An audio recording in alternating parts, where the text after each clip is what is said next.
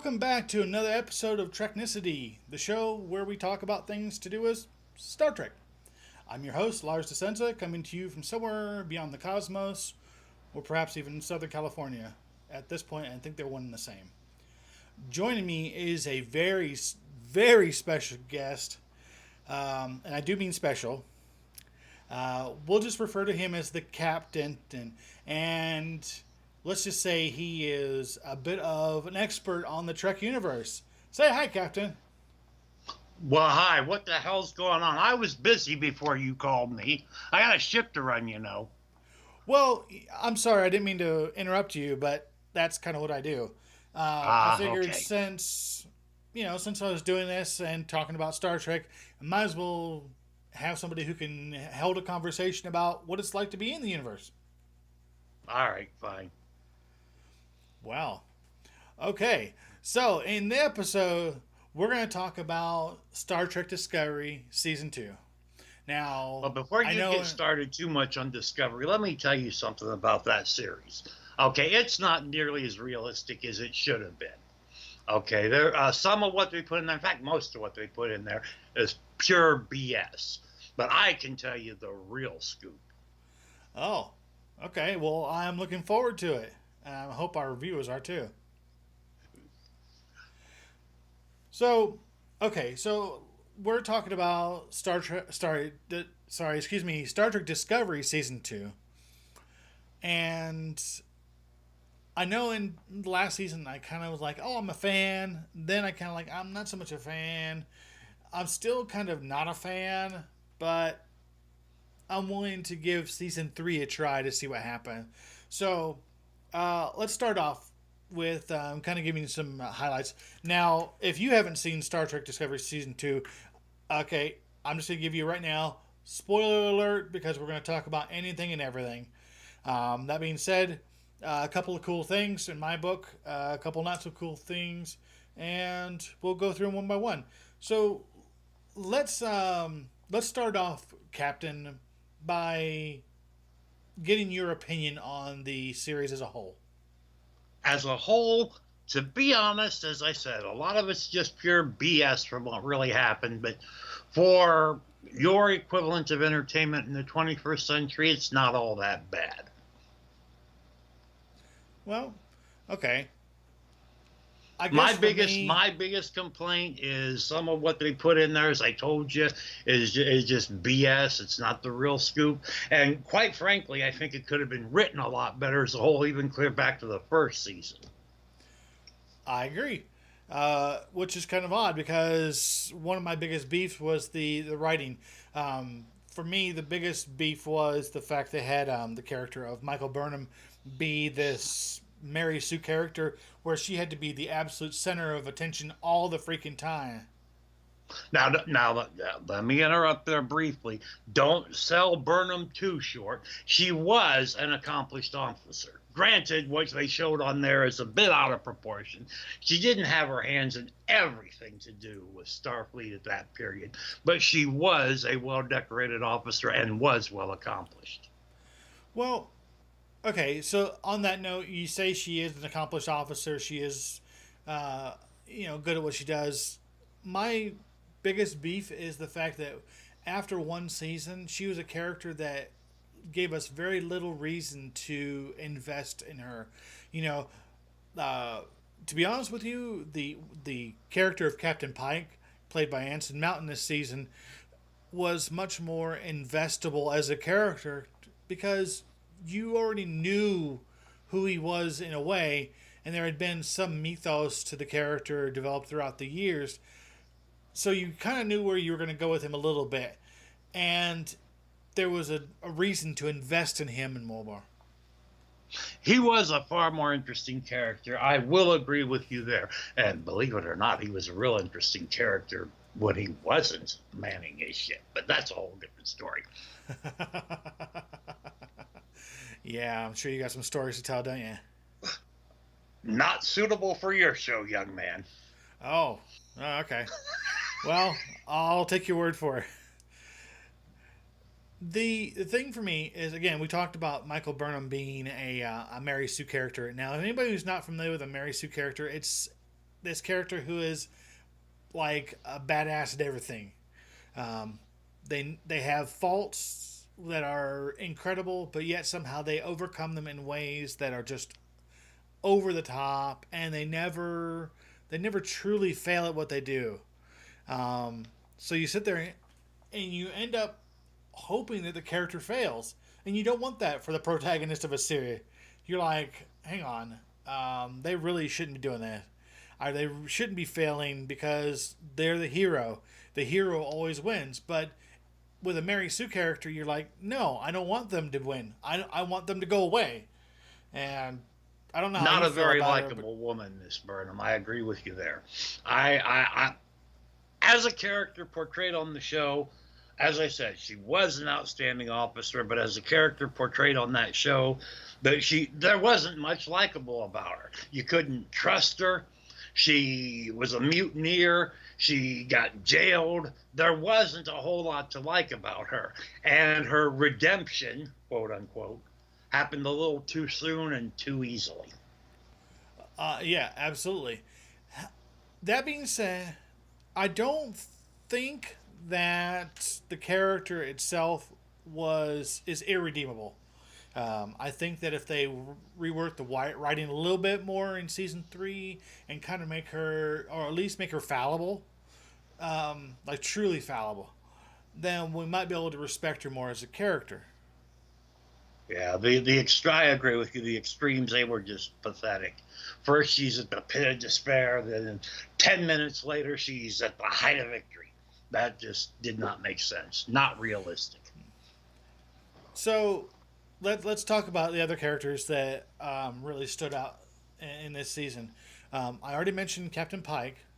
Um, I did think that the inclusion of the Enterprise and Spock was a little bit of a fan service deal, because ultimately Pike was well placed, but Spock wasn't. So Ethan Peck took over the role of Spock and portrayed him in this season, which is the first time he appeared. Um, but I just felt like they've played him as broke Spock, and there was this too much of I guess a focus on his humanity. Like, hang on a second, guys. Yes, we know he's half human. We know that he does have those emotions that he struggles with, but I think you're just digging far too deep into it. I think you're not portraying him as the well-oiled machine that Leonard Nimoy portrayed him as in the original series and then the movies and so on and so forth. Comparing portrayals, I would agree with you 100%. However, that being said from me, let's go back to not only the original, where we're looking at the cage, which we first meet Pike in as well, but when we look at where no man has gone before, the second pilot with Captain Kirk. Spock was still having emotional outbursts, if you will, showings of undue pride, like, oh, one of your human emotions. And he was smiling and pretty and all happy about the little blue flowers on Talos 4. So he Right. did have emotions to him. Now, did Discovery properly portray them? Probably not. But he did have a struggle with his humanity, as we all know. Sure, and that's good because he is half human. So seeing the dichotomy between the Vulcan and the human side was good. I just don't think that the way they wrote Ethan Peck's version of Spock did it very well. It's not until the end of the season when we start to see him grow into the character that we've known to come and love, that I actually stopped hating his portrayal. But you got to bear in mind, too, we didn't even see him until almost halfway into the season, other than like one or two cameos. We didn't really get a chance to meet the character, and then he's accused of murder. Spock would never have been a murderer. Now, and that's another thing, that whole Section 31 forgery. Oh yeah, I believe that. Section 31, even in my time, was double-sided as much as you could imagine. Well, yeah, I mean, and the thing is, wait a minute, hang on, they're real? Well, you can't have an organization without having some sort of secret society, so to speak, especially in the younger days of Starfleet. Think about it. Man had just started with space travel. We had just started making first contact. You really think humans as a whole are just going to be sitting there and be that open without some sort of intelligence feed or behind the scenes work? I guess I could understand that. The whole thing with Section 31, I felt that they were better portrayed in the likes of, say, the series Enterprise.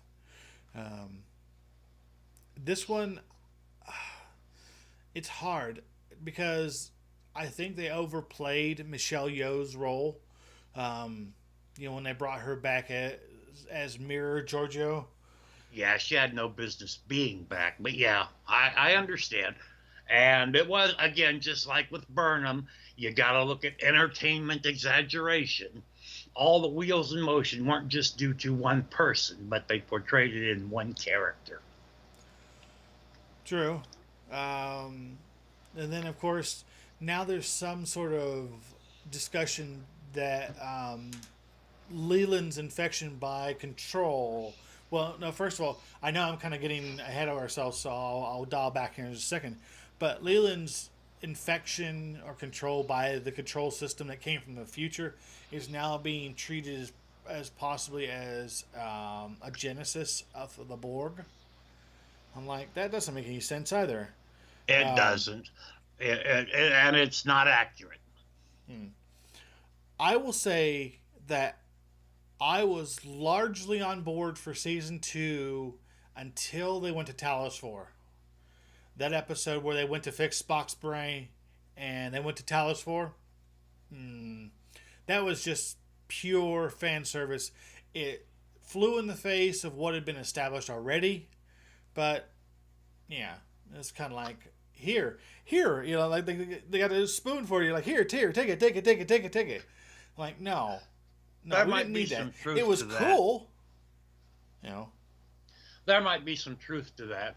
And the one thing the series has always had accurate is after, not was shortly after Pike's dealings with the Telosians, it was forbidden to penalty of death.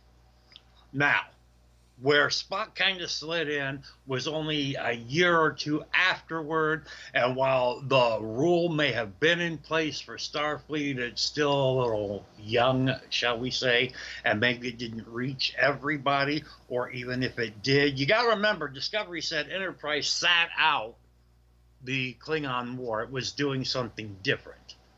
So it could have not known, or even if it did, chosen to override it, much like Spock and Kirk ultimately overrode it to help Pike in the menagerie.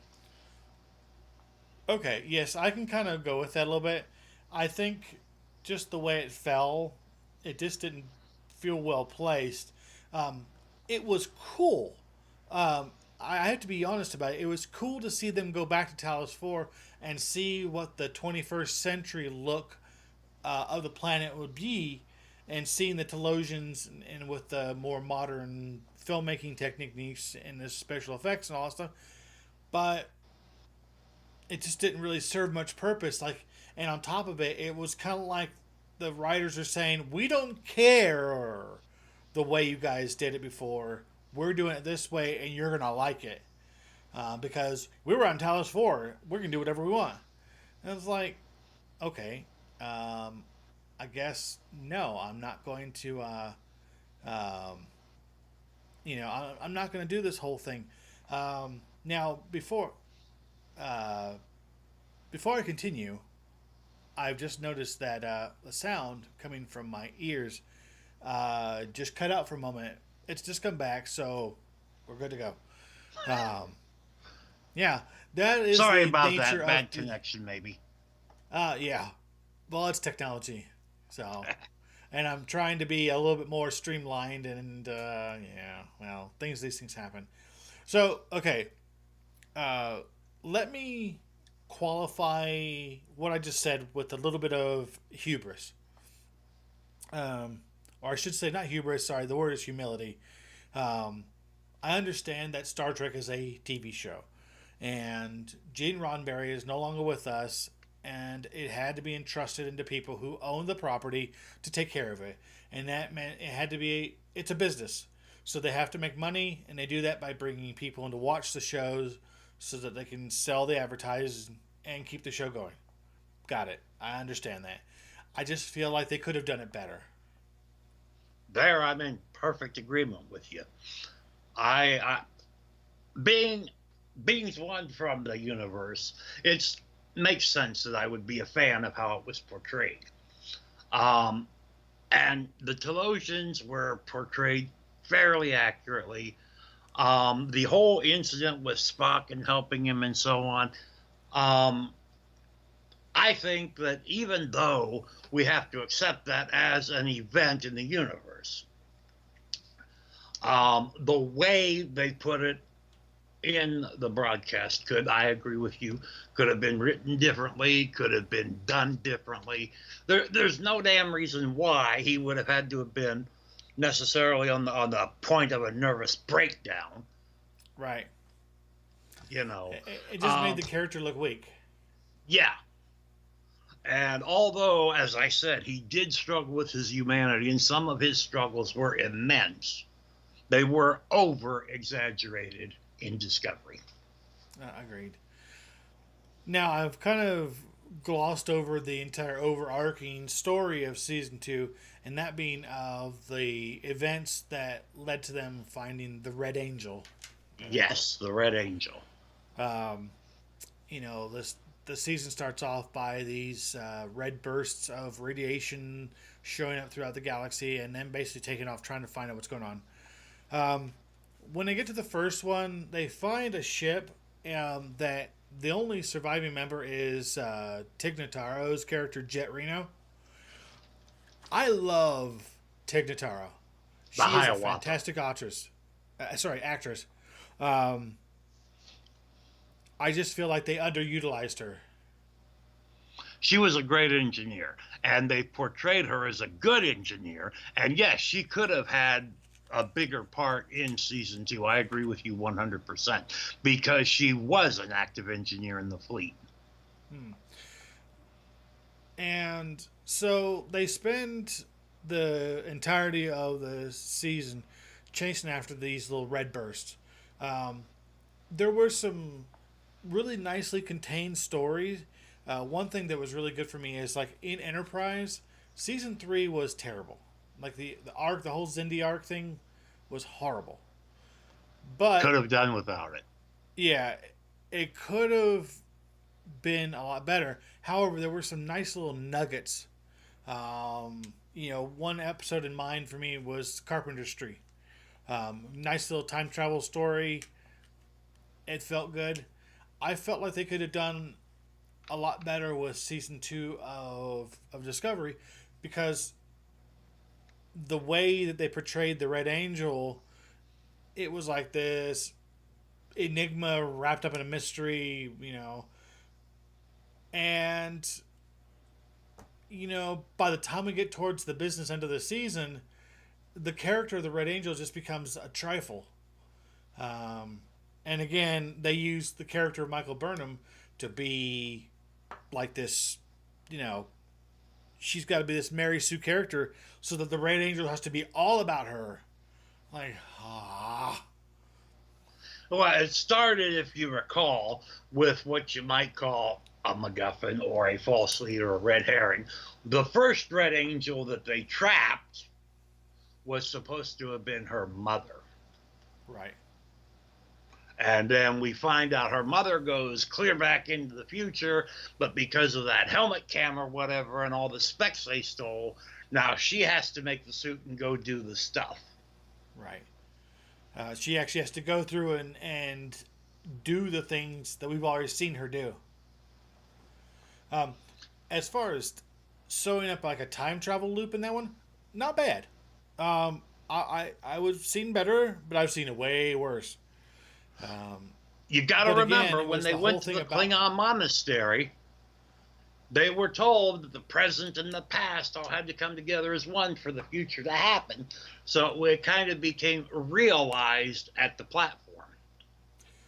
true. Um, Again, the whole thing didn't have to be about Burnham, but they did, and that's the way it is. And I want to make it clear that I don't have any problem with Sonequa Martin Green as an actress. I just don't like the character of Michael Burnham. Again, I have no problem with the portrayal myself.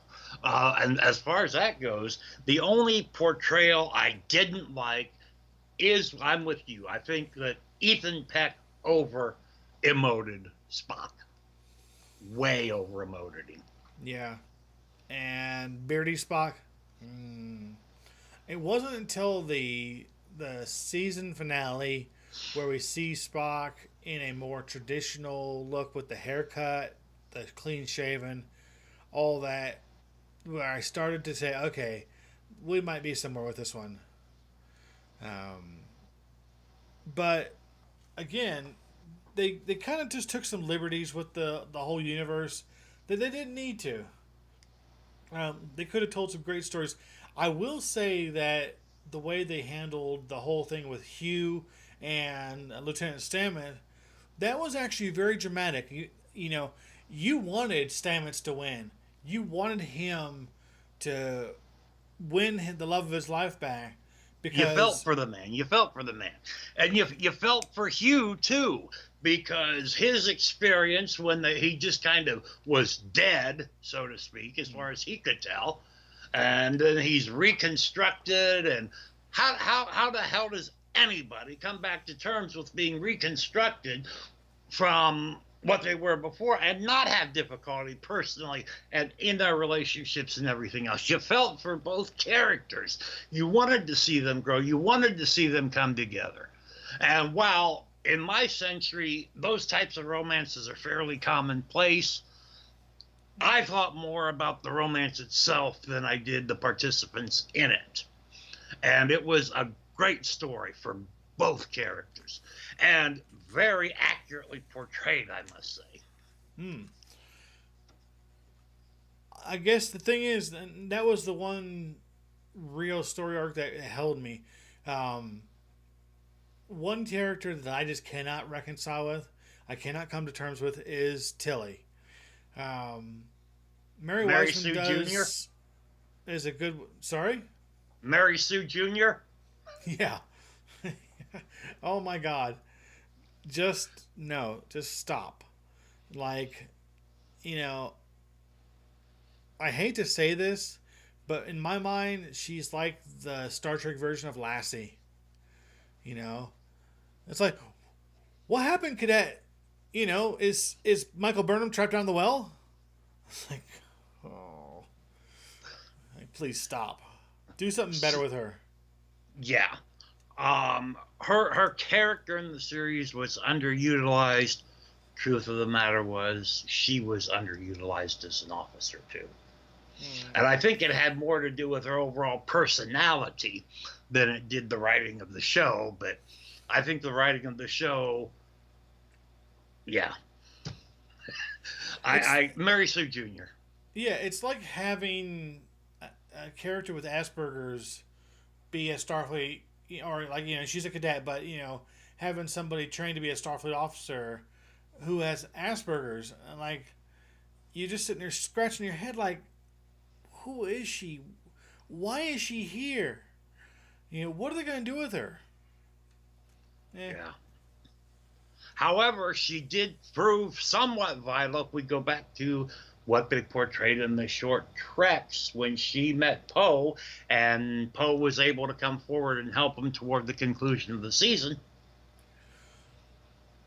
To me, that was almost a Deus Ex Machina.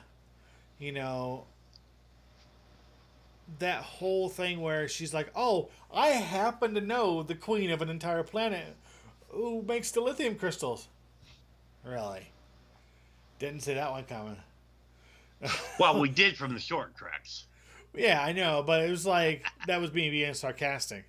Yeah. maybe I'm being too rough on the whole series or the writers and whatnot. I understand that there are some people who very much love Discovery. A friend of mine is a big fan.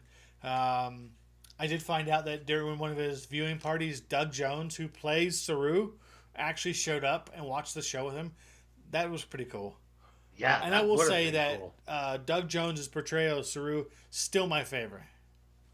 Saru is not only a very good portrayal, but he's a very well designed character in the series. They utilized him well. I just don't know why they can't find some way to do that with Burnham and Tilly. They Yeah, seem to do it with damn near everybody but those two. yeah, I agree.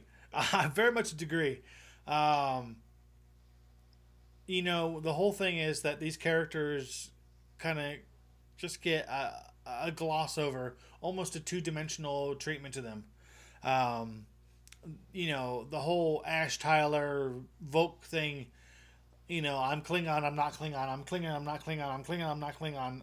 Uh, you know, he didn't even prove all that useful when Pike went to the Klingon monastery to get the time crystals. Now, a note on that one, probably my favorite part of the entire season was when Pike goes there and they warn him, if you hold this thing or mess with this thing, you're gonna see things of your future. And he's like, screw it, I gotta do it.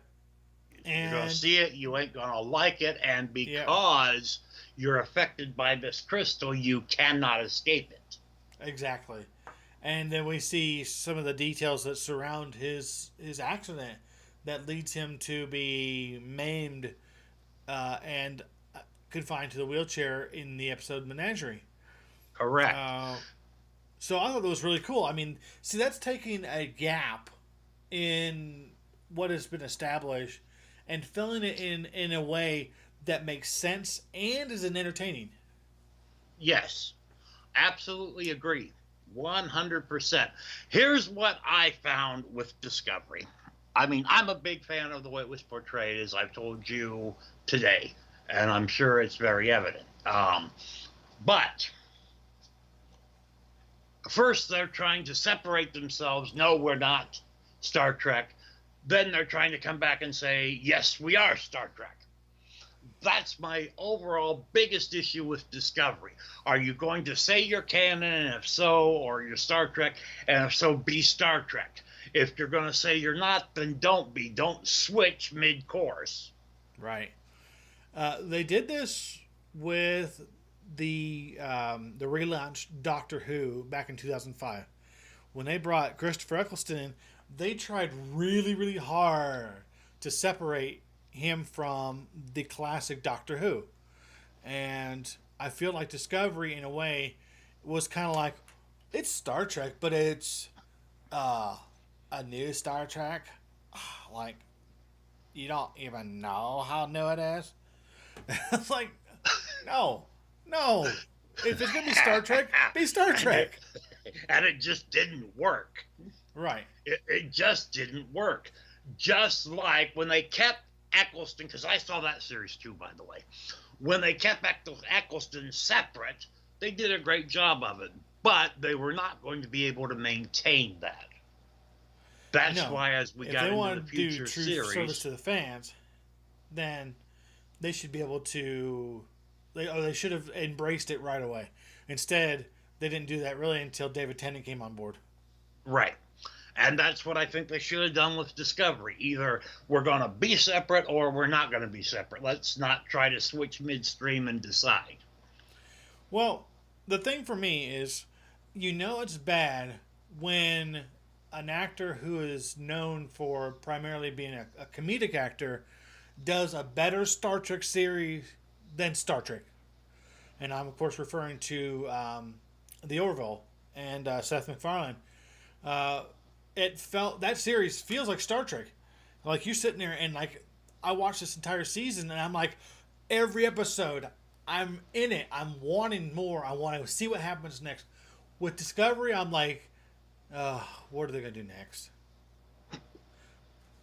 But Different. It creates a different expectation. It really does. it does. I am willing to give Discovery another go with season 3. I want to see where they go with it. They've kind of taken off in a different direction. Let's see where they go with it. I think they're probably in the best place they can be, to be honest. I mean, let's look. Yes, the Discovery was an experimental ship, so was mine. So there were a few technological advances. We can expect that to some degree. But they don't belong where they did not belong where they were. They were a great vessel during the Klingon conflict, but once that was over, they didn't really have a place. So I think throwing them into the future is going to be a better place for them. It's going to better utilize their ship and its abilities, and it's going to be more a product of its time. I think so. I guess we'll just see where it goes and see if they really kind of pull it back into a series that is more Star Trek than Star Trek. Yeah. I think that they can do it, but they got to get better writers. I don't care what else happens. They got to get better writers. Well, to give you an idea, the showrunner for Discovery right now is Alex Kurtzman. And he was kind of responsible for the J.J. Abrams universe, writing those movies. I'm like, I don't like them very much. I've been very vocal about that. Not because they're particularly bad movies, because they're particularly bad Star Trek movies. So we're getting a little bit of the same feel with Discovery. I'm hoping that they kind of clean the slate a little bit and come back in a different direction. And I would like to see them utilize Tilly more appropriately. If they're going to have her in there, give her some sort of purpose. I would like to see Stamets and Hugh grow and develop in their relationship more. I would like to see Michael Burnham learning that it doesn't matter if she's like the first officer of the ship, she still has a captain to answer to, and start conducting herself accordingly. There are a whole lot of things I'd love to see them do with these characters in this show that they haven't done yet. Well, I guess we'll see where it goes, and in the meantime, we're gonna go back and forth on what we agree and what disagree on.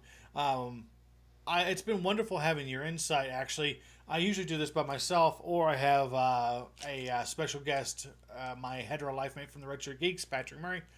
But again, it has been a wonderful experience being able to talk to you, and I hope that you'll come back and discuss some more topics with me.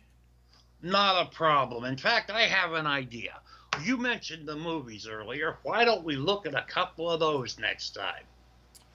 I think that's a great idea. So, this has been Treknicity. I have been your host, Lars DeCenza. With me has been a very special guest, and again, I do mean very, very special.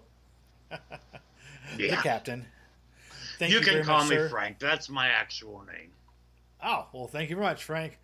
In the meantime, we wish you Say it 3 times and I'll appear right on your program. Oh, dear. All right, that's all we have the time for right now. You've been warned. This has been Treknicity, and as always, rock out. Rock out with your Spock. Have a good one, guys.